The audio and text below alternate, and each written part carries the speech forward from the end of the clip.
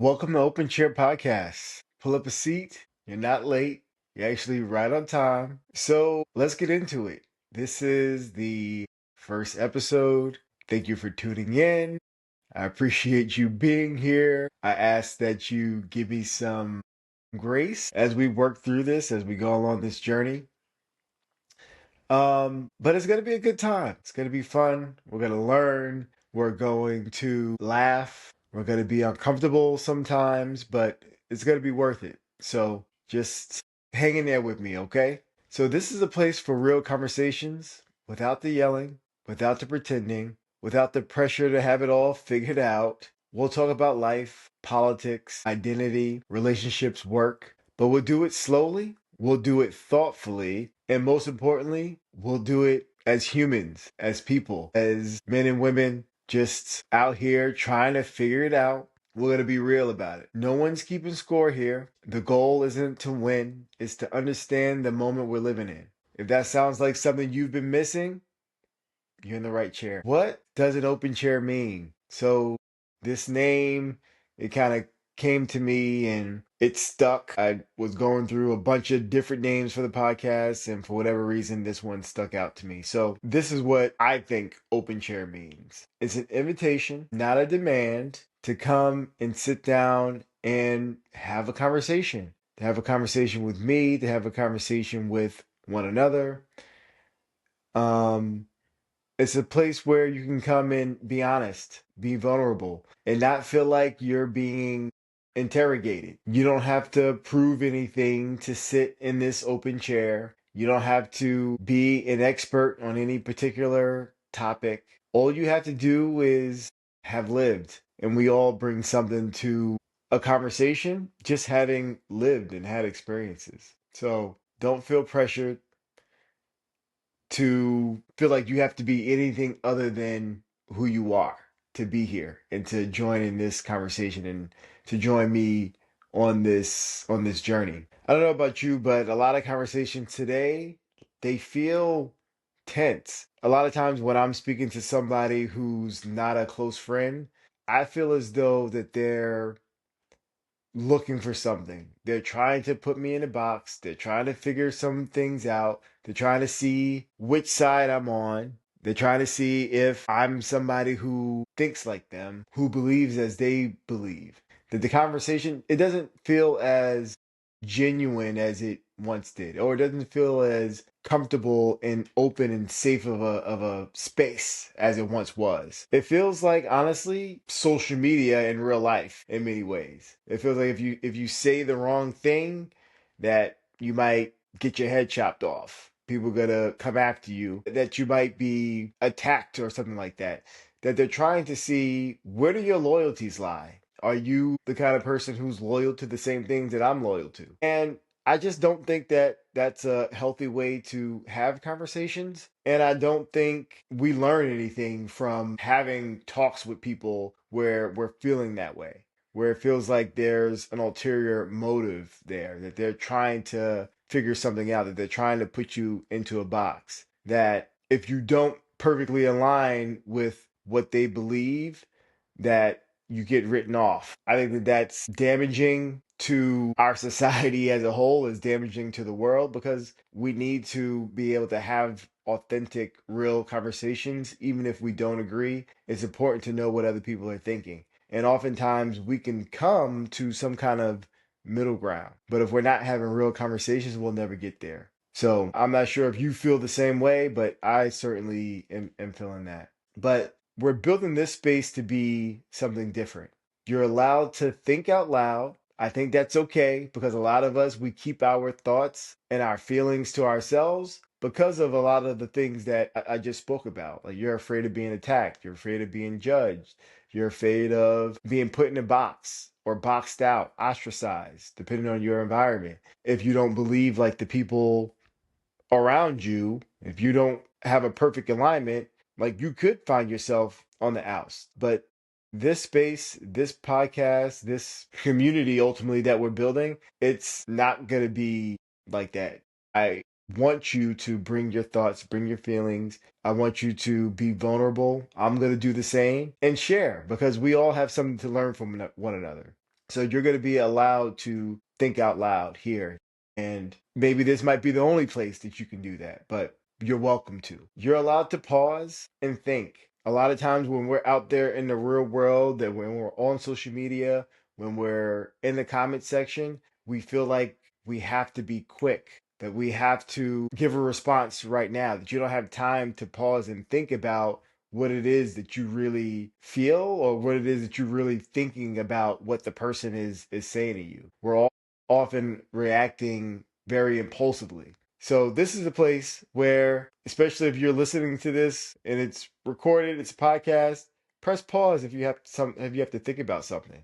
Reflect on it. I don't want any of us to jump to any conclusions. This is a place where we should be growing and thinking intentionally. And you're allowed to change your mind. This is a big one because I know historically politicians they get a bad rap if they change their minds. But I think that's a beautiful thing if you change your mind because that means that you've learned something new, that you've grown, that you've had the courage to be reflective, to learn, to analyze, and you've come to a different conclusion. And that's totally okay. It should be okay. It is okay in reality, but when I say that it should be okay in the eyes of society as well. Because changing your mind, that often means that you've grown. When you learn something new, if you learn something better, like how insane is it to continue to do it the old way? Stupid. So we're not going to do that here. You're allowed to change your mind if you learn something new, if you learn something better, if you find something that resonates with you, where you feel like you're more in alignment with whatever has been said, whatever you've been taught, change your mind. It's totally okay. I've certainly changed my mind a lot over the last decade or so. A lot of my friends might say that as far as some of my political views and things like that, that it's completely different than what it used to be. And in some ways I don't disagree with them because I've grown, I've learned, I've had experiences, and subsequently I changed my mind. So you can also listen and take in what somebody is saying, and it doesn't have to be agreement. You can listen without having to agree with somebody. It's simply showing respect. When you're hearing somebody out and you're letting them share their views from their perspective, from their experiences, that's respect. And that's where the main thing that we're going to demand here is that we continue to have respect for one another, but you don't have to agree, including with me. I've been thinking about creating a space like this for years, and I don't know, I just never did. And maybe you have a project like that as well that has been on your mind off and on for a period of time. And for me, the world just got so fucked up in a way that I felt like this needed to exist. This space needed to be there so that one, I can have an outlet to share my thoughts, my feelings, to see if there's other people out there in the world who are also believing in the way that I'm believing and looking at the world in a similar view. I want to see what I can learn from you all. So that's why one of the many reasons why this space exists. And I started to realize that conversations were exhaustive. So I think this probably goes back, I mean, at this point, about a decade. And being out at work or being somewhere out in the world and sparking up conversations with people about politics, about our society, our country, our world, about our lived experiences. And what I noticed is that people were not listening. They weren't really listening.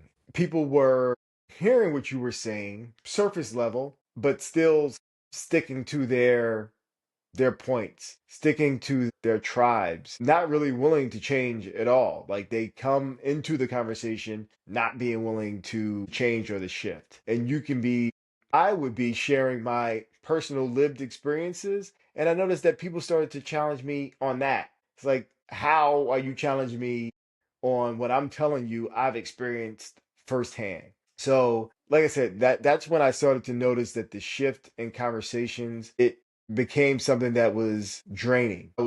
There were points where I was going to work and I was literally having full on yelling matches with some of my coworkers about different things. And we weren't getting anywhere. Like they were in their corner on a lot of topics. And I mean, I felt like I was open-minded. Maybe I wasn't so much, who knows? But I was what I felt like on the right side of things. And there were very few instances where we would say, okay, I understand where you're coming from. Or there were very few instances where they would say that to me, but I feel like I do a pretty good job at finding common ground with people. And sometimes that's to a fault, some might say. But yeah, it started to get exhausting. And to be honest, like it went from exhausting to being depressed because the world started to reveal itself to be something that I didn't realize, that I didn't recognize. And like frankly, it was the whole,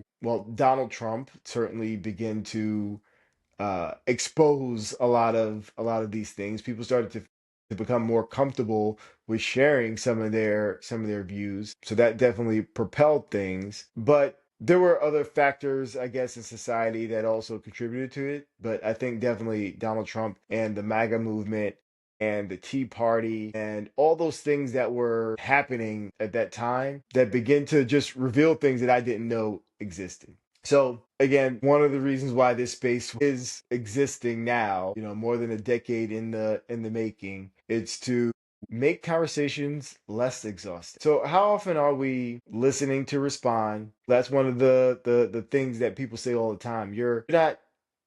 Um you're not listening, you're not really listening to me. Like you're not really, you might be hearing me, but you're not really listening. How often do you find yourself doing that?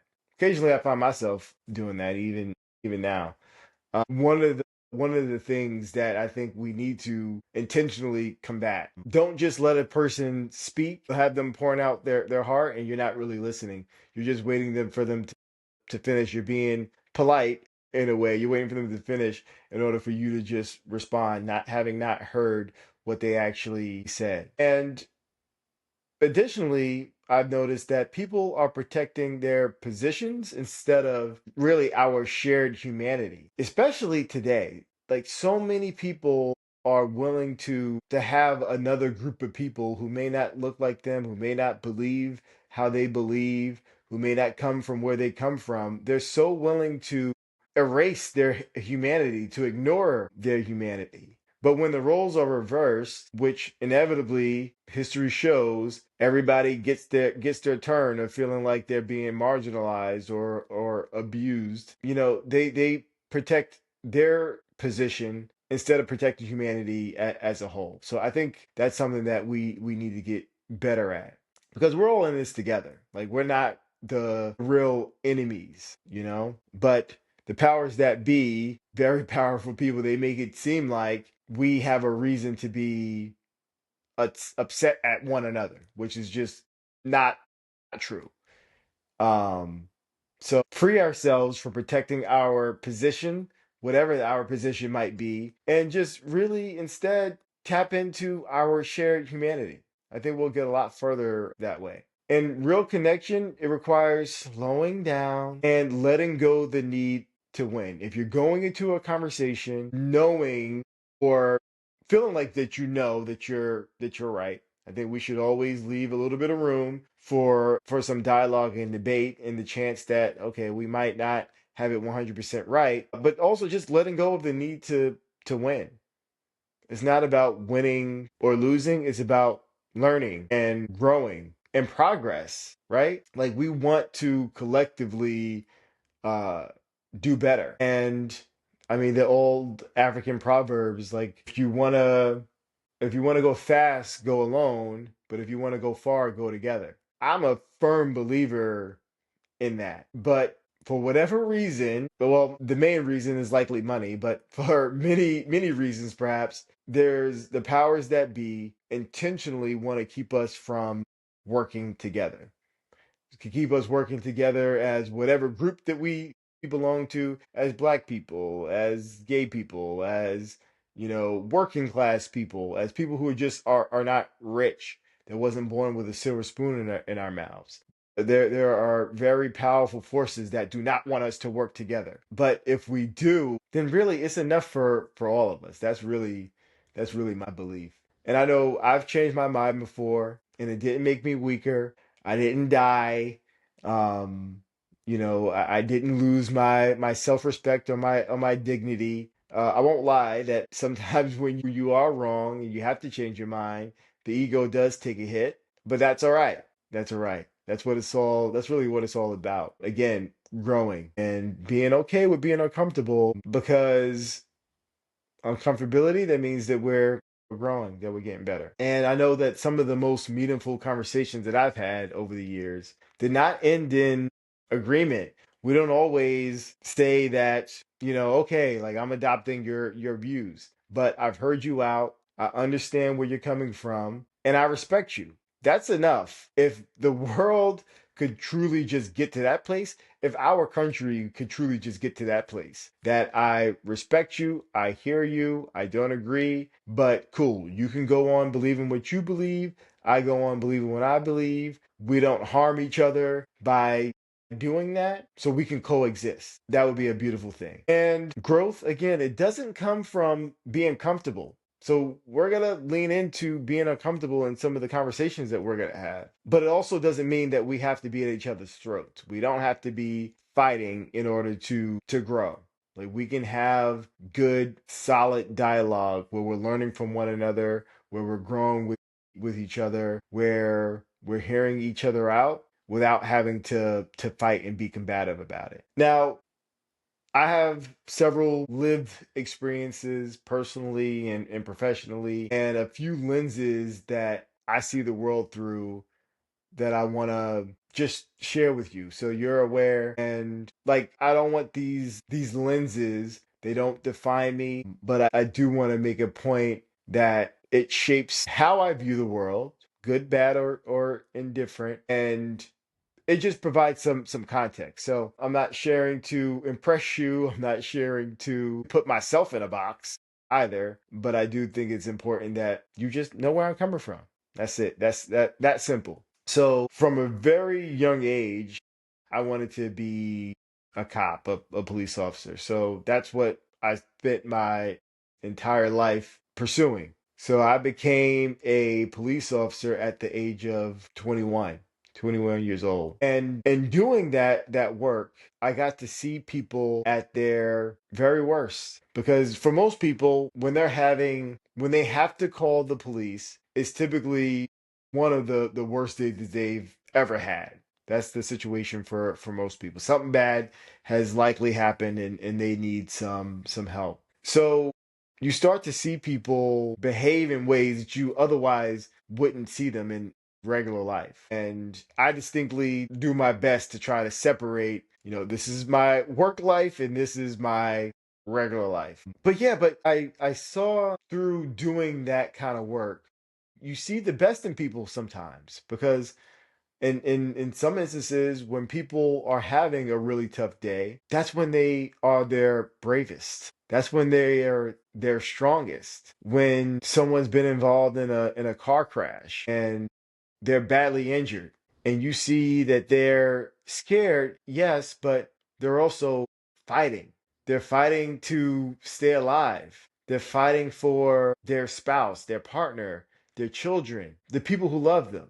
They fight to stay alive and to survive. We don't often get to see that in our everyday lives, but doing police work, like I've gotten to see that. And of course you also see the worst in people, and that gives you a perspective on the world. But I think more importantly, what I learned is most people are not inherently bad people. Like there are some bad people in the world that they exist, and who set out to do bad things to others on purpose. But most people are genuinely good. Like good people do bad things sometimes, and it doesn't define who they are. So that's something that I've definitely learned, and I continue to learn from doing police work. And I also learned that everybody needs help someday.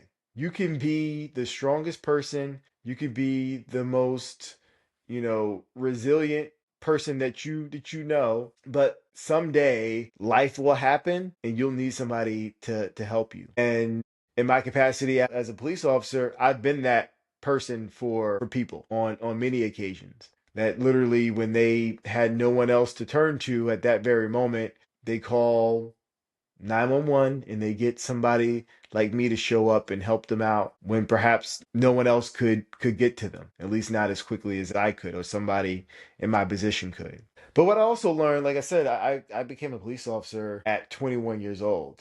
And I was going to people's houses dealing with situations like, for example, a domestic violence situation or domestic dispute. Maybe no violence is present. And I'm giving people advice who are my parents' age or older, when at that time, at 21 years old, I hadn't even been in a real relationship. And here I am charged with giving adults, grown people, like for real grown people with kids and mortgages and rents and all this other kind of stuff, giving them advice about their relationship, how to cool down, take a walk and whatever the case may be. So what I learned from that is how important it is to be responsible when you're in a position of authority or a position in leadership, because people see what it is that you represent. They don't see the person underneath.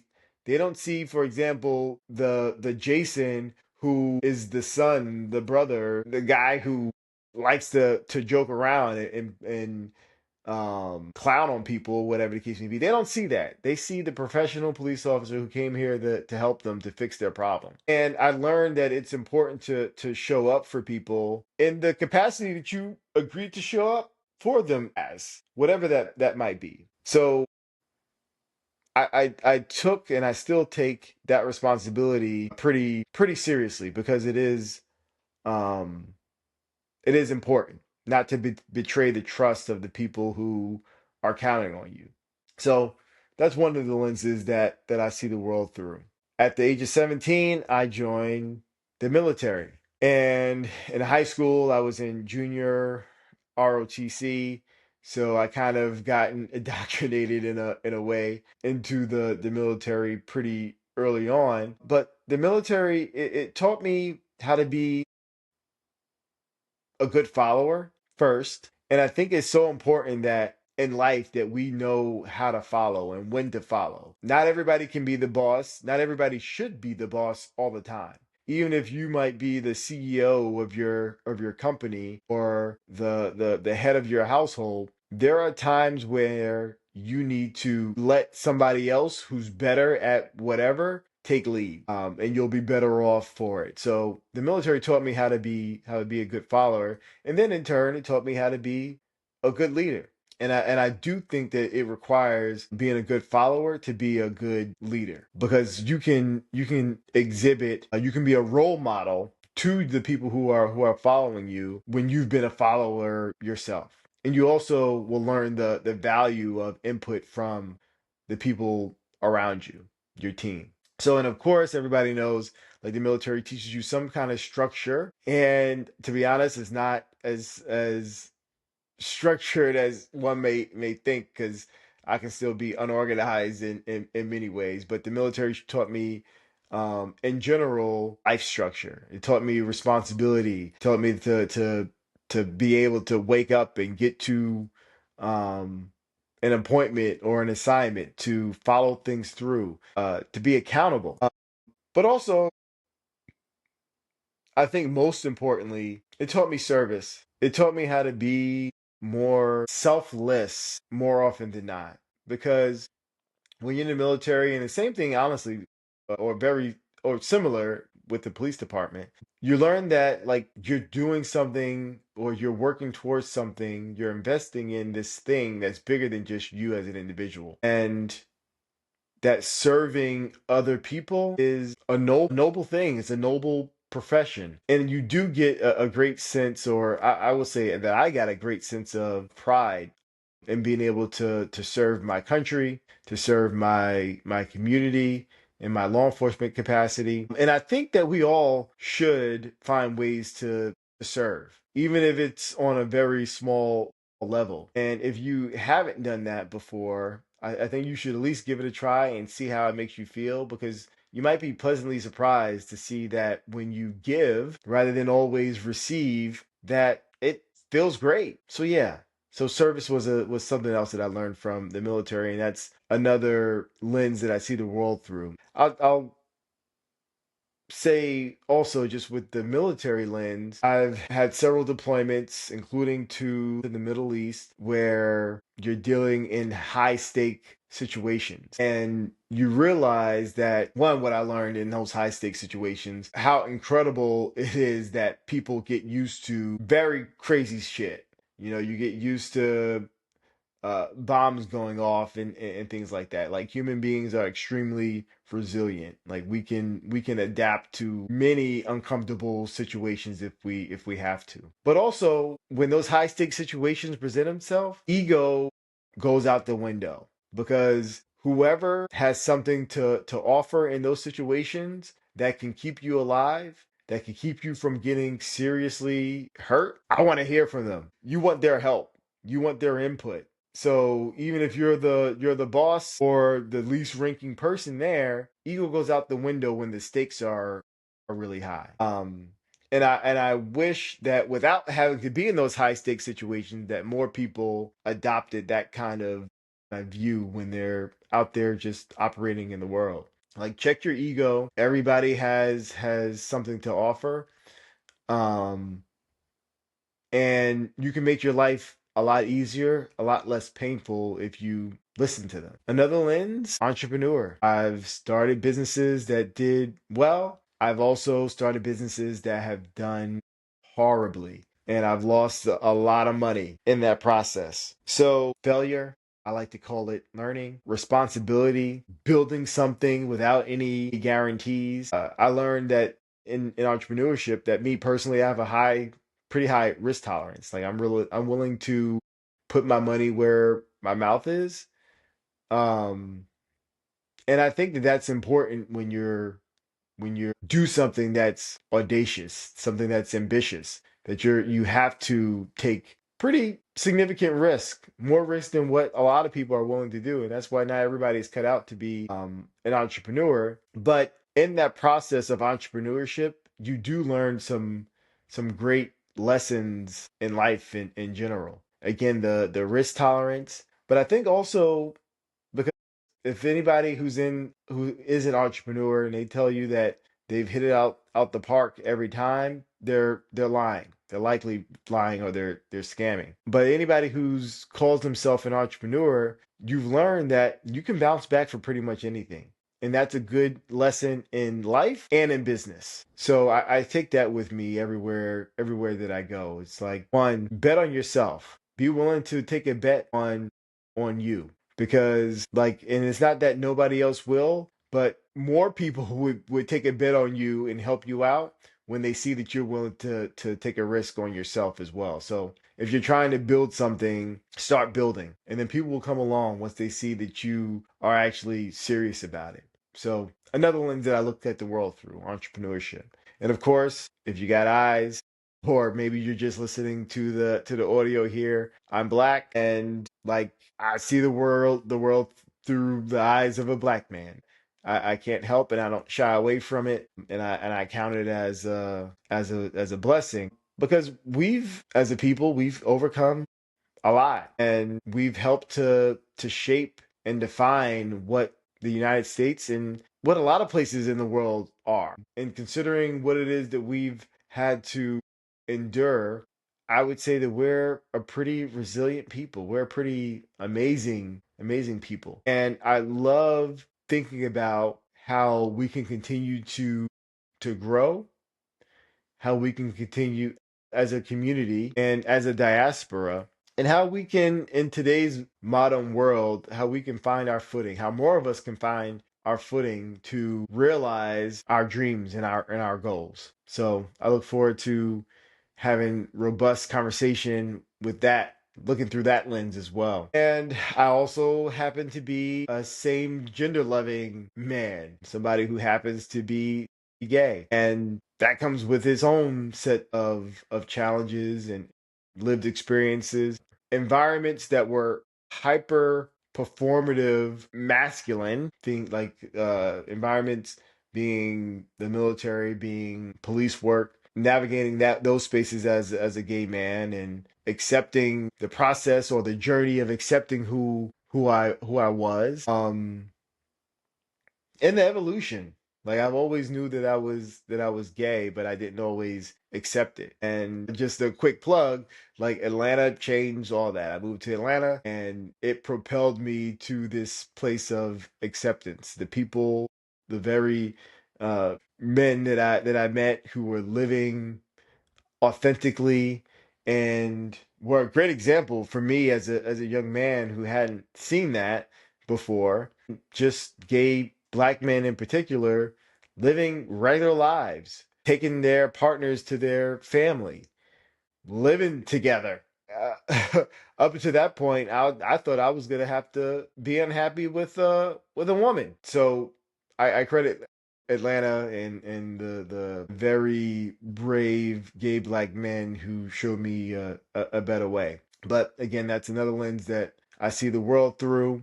And then I'm curious. I like to ask why, not just what. I like to know the background of whatever it is that I'm doing. I like to learn more about people. I like to say that if we were just more curious about each other, you can learn more just from having conversations than you could from reading books. Because there are some conversations that you're gonna have that you can have when you're out there in the world. That information will never show up in any book because not everybody's gonna write a book or record a podcast, but they may be willing to share their experience with you in a conversation, in a real conversation out there in the world. You just have to be curious enough to ask some questions. And most people like to talk about themselves as well. But yeah, asking why more often than not. This podcast is going to protect nuance. Like you can come here and you can be unsure. You can change your mind, as we mentioned earlier. Like we want you to be thoughtful.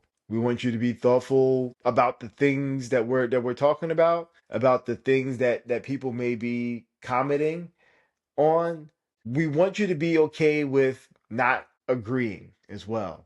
Like you can disagree and not look at this person as a villain or as the bad guy or whatever the case may be. So we want you to be able to disagree in good faith. This is not going to be one of those things, one of these podcasts where we're gonna be dragging people for the sake of dragging them, just for entertainment. We're not gonna have performative certainty. So if we don't know, if I'm not sure, like I'm gonna say I'm not sure or I don't know because I don't know everything. I'm not an expert on everything, and I'm not gonna pretend to be. But we're gonna have the conversations anyway, and we're gonna explore those things anyway. So hopefully that resonates with you as well. And we're not going to reduce people to the headlines. The headlines, they are sensationalized. They're there to get clicks or to get views or whatever the case may be, which, okay, is all fine. But if that's all that you're reading, if that's all you're consuming, if that's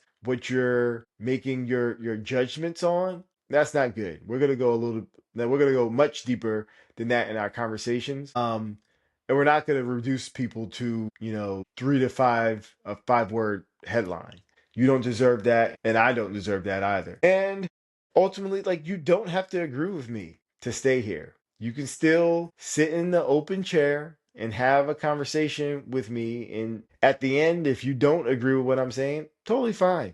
And I may not agree with you either from time to time. So as long as we're cool with that, we'll be cool. Just again, just show up, be willing to be vulnerable, to be honest, to show respect, to be curious, and we'll have a good time. Some of the things we'll discuss in this podcast, life decisions, because life does not come with a manual. We get advice from gurus, from family members, from mentors, but your life is uniquely yours. And we have to figure it out as we go. Mostly, we can learn from other people, but life is not a one size fits all. Like the rules, the laws that previous generations have followed don't work for us. They're not a lot of those rules are not relevant to the world that we live in right now. So we'll talk about the nuance of that for us now. We'll talk about identity without putting people in boxes. We'll talk about politics without dehumanizing. Imagine that. In today's day and age, politics without dehumanizing. That's literally what we see, what I see every day on social media. It's so much dehumanization of people who disagree politically. And that's dangerous, but that's another conversation for another time. We'll talk about leadership. We'll talk about burnout, which a lot of us are experiencing nowadays. I know I am and have. We'll also talk about purpose because I think we get that kind of confused. We get it confused, and we also are afraid of it, I think. I think a lot of us are living our lives or have designed our lives for really somebody else's purpose for us, not really our own purpose. But then we'll also talk about relationships with ourselves, relationships with other people. Those are always interesting topics to have. And just so we're clear, like every conversation that we have will not come up with clear conclusions. And I hope that you're okay with that. If you're not, there's not really much you can do about it because it is what it is. That's what we're dealing with. Some of these things don't have a direct answer, or I mean, it might be an answer for somebody else, but not for you. So we want to keep it open for you to be able to change your mind and to design things in a way that actually works for you. Questions are allowed to linger. So if you still have questions when the podcast is over, that's okay. If you want to discuss it further, let me know. It's okay to still have questions and to sit with that once the episode ends and to take that into your life and to think further or more about it. As I mentioned, I'm big on curiosity. And curiosity, it takes changing your mind takes courage. And to admit that you've changed your mind, to do the work to change your mind in a way that's actually meaningful and authentic. And just remember, like, listening is not surrender. You can listen to understand. You don't have to agree. You can disagree and still listen to somebody and it be a win. There's still something to be learned there. And understanding someone doesn't mean that you endorse what they're saying. You can say, I understand, I don't agree, but I do understand where you're coming from. And and it doesn't have to mean that you're giving them a stamp of approval to say that, now they can put this on blast or put it on a poster that so and so endorses or agrees with me. Understanding does not require that. Again, if you never feel challenged in your thinking, you might not be listening deeply enough, or you're not having the right conversations with the right people. So challenge yourself to talk with different people who are new to you, and get different perspective, because that's another thing that we are experiencing nowadays is we're in our own silos, we're in our own bubbles. We think that as we see the world, that's how the world is, and we're often wrong about that. So, yeah, pull up a chair with an open mind, with vulnerability, with respect, with curiosity, and just be ready to have some true, authentic, loving conversations. Let's grow together. Let's shift the narrative that we can't have great conversation with people who are different than us. I reject that. That's not who we are. So pull up a chair with an open mind. It's the Open Chair Podcast. Sit with discomfort instead of running from it. Again, discomfort, that's where growth is happening. Lean into it and don't let your ego take over while you're leaning into it. Don't become combative while you're leaning into it. And if you do become combative, recognize that, tap in, recognize it, reel it back a little bit, and re-engage, because that's how important it is that these conversations are happening in a real, authentic, and respectful way. And of course, invite others to the conversation, not to persuade them, but to explore with them. So invite others to the conversations that we're having in this podcast, but also in your real life. Like, have these conversations with the people who you care about. Have them with strangers, because they will be conversations worth having. I promise you that. So if you want to connect, you can send me an email, openchairpodcast1@gmail.com. And it's the number one, not the word one. Again, openchairpodcast1@gmail. And also, if you're interested in life coaching, in entrepreneurship coaching and relationship coaching, mostly for newer relationships, particularly LGBTQ plus ones. If you're a year or less into your relationship, I provide coaching for that to make sure that you guys are starting out in the right way, in an authentic way, in a way that can create some longevity. So coachjwill.com, that's my coaching website. You go check it out, book a free 30-minute chat. We'll see if there's any alignment there if you're interested. So, but other than that, stay honest, stay curious. The chair's open. I'll see you next one.